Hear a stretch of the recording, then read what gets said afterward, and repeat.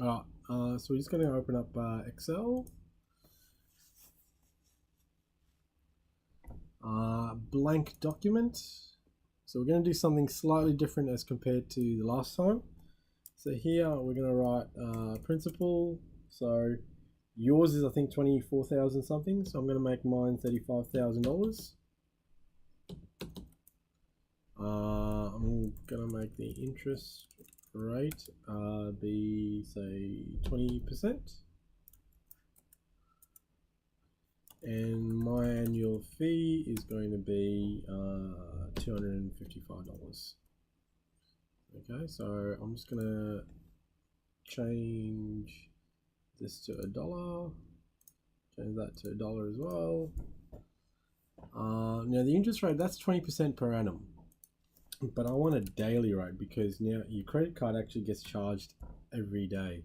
So I'm going to take the annual percentage, I'm going to divide that by 365.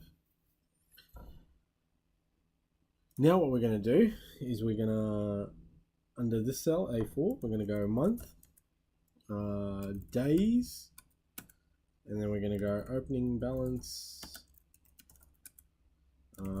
interest charged, repayment, closing balance. Okay, now all this looks a little bit messy, so I'm just going to highlight those columns and I'm going to double click there, so now I can read all of this. Now yours starts in March. I'm going to start mine in January. Okay, Jan 2019, Feb 2019, March 2019, oops, not 09, 2019, April 2019, May 2019, June 2019, July 2019, August 2019, September 2019, October 2019, November 2019, and then December 2019. Alright, then we're going to enter in the number of days in each of those months. So there's 31 days in January, 28 in February, 31 in March, 30 in April, 31 in May, 30 in June, 31 in July, 31 in August, 30 in September, 31 in October, 30 in November, and 31 in December. So my opening balance, like I said, yours is 24,000 something, now mine is 35, so I'm going to go equals 35,000.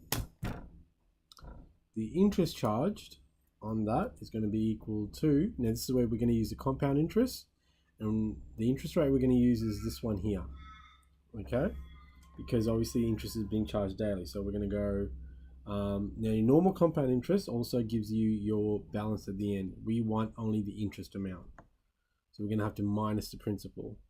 So we're going to go equals, so to start off with, let's just do this the normal compound interest way just to see what happens. So we're going to go 35,000 times bracket 1 plus this figure here, close bracket, raised to the power of 31. Okay, because it's 31 days in January and interest is being charged daily.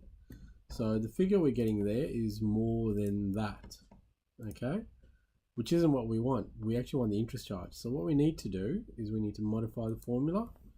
We'll go up there, put brackets on this, and then we're going to go minus the opening balance. Okay, now we're going to say the repayment. So yours I think is 750, so mine I'll make 1,000. Alright, and then the closing balance is going to be equal to my opening balance plus the interest minus the repayment. Oops, and you hit enter. Okay, so what we'll do is I'll just put the dollar figure in there.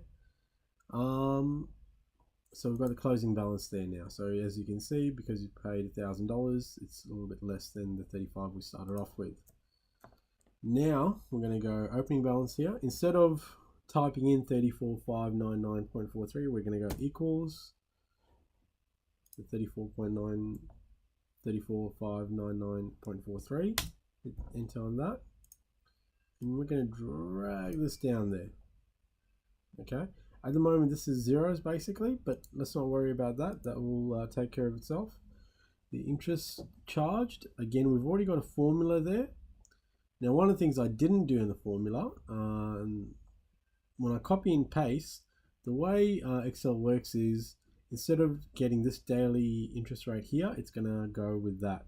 Now, that's obviously empty, and then it's going to cause an error in our spreadsheet. So what we need to do is we need to tell Excel to always use this particular cell.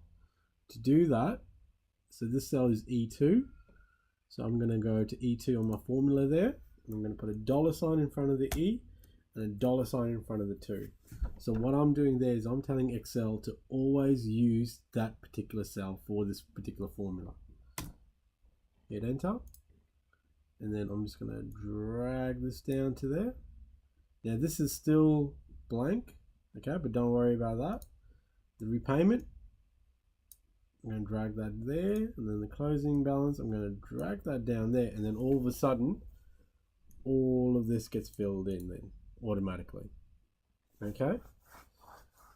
So now, that's the Excel spreadsheet done for the first section. So I'm going to stop this video there and wish you all the best, and I'm going to do a second part of this video in a little while. Thanks. Bye.